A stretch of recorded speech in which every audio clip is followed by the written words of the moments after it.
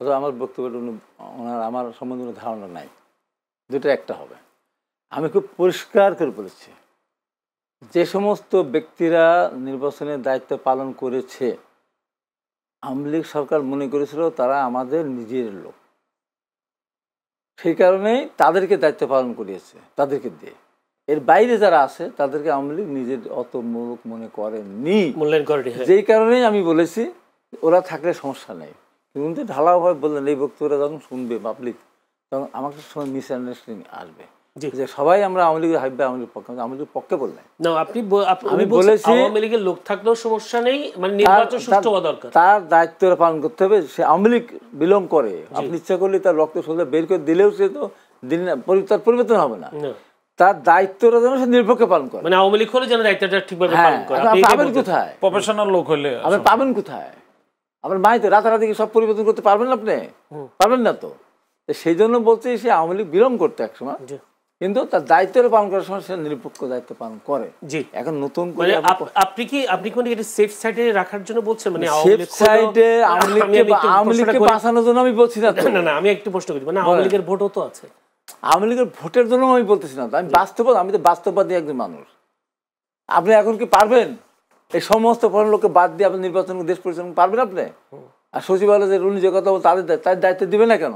তারাই তো আছে। আপনি যদি রক্ত পরীক্ষা করে দেখেন যে এর ভেতরে কতগুলি আওয়ামী লীগ আর কতগুলি অন্য দল, আপনি তো 80% পাবেন আওয়ামী লীগ। রক্ত পরীক্ষা করে পাওয়া যায়? কথার দ্বারা বলছি যে এইটা তারা বইটা বিলং করে। আপনি হঠাৎ করে পরিবর্তন করুন কি করে? এই যে অবাস্তব কথা বলতে লাভ নাই। আপনি রাতারাতি এসপি ডিসি কিছুই বানাতে পারবেন না। অতএব যারা আছে ওর মধ্য থেকেই আপনাকে সামনে দিকে। এখন দায়িত্ব কাকে দিবেন? ধরেন আমার ওখানে একজন এসপি আছে, আপনি যদি বলে তাদের সাথে রক্তে মিশে গেছে আওয়ামী লীগ, তারা তো হয়তো ভোট নির্বাচন সুষ্ঠু নাও করতে পারে। সুষ্ঠু না করে যাবে কোথায়? কোন রাষ্ট্রীয় কোনো মানে কোন দল তো ক্ষমতায় নেই। যেমন 18 সালে বলেন, 24 সালে বলেন, 14 সালে বলেন, আমি ধরেন বিরোধী প্রার্থী ভোট চাইতে গেলাম, হয়তো আমার সাথে পুলিশ প্রশাসন দেখা হলো, আমার ভাই কেমন আছেন বা কেমন। যখন এমপি যেত, স্যার আসসালামু আলাইকুম, এসপি মন্ত্রী স্যার আসসালামু আলাইকুম, এই যে পার্থক্য। আমাকে বল ভাই কেমন আছেন, তারপর স্যার আসসালামু আলাইকুম, তার প্রোটোকলটা আলাদা। এখন তো সেই পরিবেশ নেই, আপনি বলছেন সেই প্রোটোকল নেই। এখন যদি এইভাবে যদি ওইভাবে বলছি, দ্বিতীয় প্রশ্ন উত্তরটা যদি দেন, গণভোট মামার বাড়ির আবদার। না, রুহুল কবির রিজভী হয়তো ভাষাটা যেভাবে বলতে চেয়েছেন, বলতে গিয়ে হয়তো মামার বাড়ি আপনার এই কথা বলেছেন। কথাটা হলো যে গণভোটের ক্ষেত্রে আমি পরিষ্কার করে বলেছি, গণভোট হয় নির্দিষ্ট একটা বিষয় নিয়ে, হ্যাঁ অথবা না। এইবারে যে জজগুলি প্রায় 81 না 87টা 88টা বিষয় এখানে আছে, সবাই তো একমত না, কিন্তু সবাই একমত। এর বাইরে কিছু কিছু মতামত পার্থক্য আছে না? তে আপনি হ্যাঁ বা না কিভাবে দিবেন? আপনার নোট অফ ডিসেন্ট তো ওগুলো থাকবেই। তাহলে তো এই যে ব্যাপারটা, এই যে জুলাই সনদ যেগুলো ঐক্য হয়েছে, যেগুলো তো ঐক্য হয়েছে, যেগুলো এখন বেছে বেছে কিভাবে দেবেন? এইটা ঐক্য হয়েছে আমি হ্যাঁ, ওইটা ঐক্য নয়। আমি বিএনপি করি, এই 10টা ঐক্য হয়েছে আমি হ্যাঁ দিলাম। আমি বিএনপি করি এই যে অবস্থা 11, এই একটা, এটা টোটালি এখন না আমি বলছি বিএনপি তো রাজি হয়েছে নির্বাচনের দিন। আরে বাবা, আমি বলছি পরিবেশ পরিপ্রেক্ষিতে এটা এখন আমাদের দেশটা একটা পর্যায়ে গণতান্ত্রিক ধারায় উন্নীত হতে হলে আমাদের অনেক কিছুকে সমন্বয় করে নিতে হবে। যেমন 90 সালে আমি তো সেই জন্য রাজশাককে, শাহাবুদ্দিন সাহেবকে যখন রাজি করানো হলো যে আপনি দেশের অস্থায়ী রাষ্ট্রপতি হিসাবে নির্বাচন পরিচালনা করবেন, রাজি হলেন। শর্ত দিয়েছিলেন যে আমাকে পুনরায় প্রধান বিচারপতির পদে ফিরে আসার সুযোগ করে দিতে হবে, যা পৃথিবীতে কোনোদিন কল্পনা করেনি, চিন্তাও করেনি। সেটা আমাদের করতে হয়েছে পরিবেশ পরিস্থিতি পরিপ্রেক্ষিতে। এখন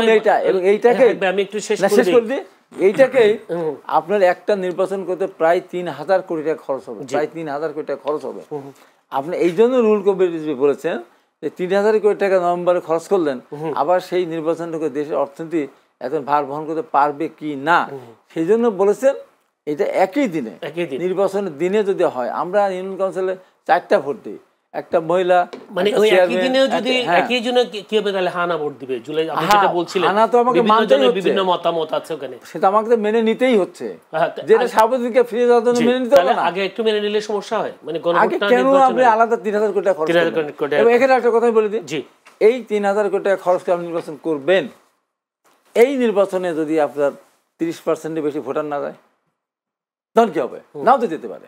তাই এখানে আর আমরা মনে করলাম যে আমরা বিএনপি যাবো না, কথা তারা বলছে, আদার্স মনে করছে আমরা যাবো না, আওয়ামী লীগ তো আসবেই না। তো তাহলে আপনারা এটা দিলেন, একটা রিস্কে কেমন দাম? কে কার টাকা খরচ করে ভোট দিতে যাবে? যখন জাতীয় সংসদ ভোট দিতে যাবেই যখন, তখন ইউনিয়ন কাউন্সিলের মহিলা মেম্বার, পুরুষ মেম্বার, চেয়ারম্যান ভোট যেমন দেয়, পুরসভা যেমন দেয়, ঠিক তেমনি ভোট দিয়ে আসবে। আলাদা হবে ওই ভোট কেন্দ্রে গিয়ে কেউ গিয়ে দেওয়ার সুযোগ আছে নাকি?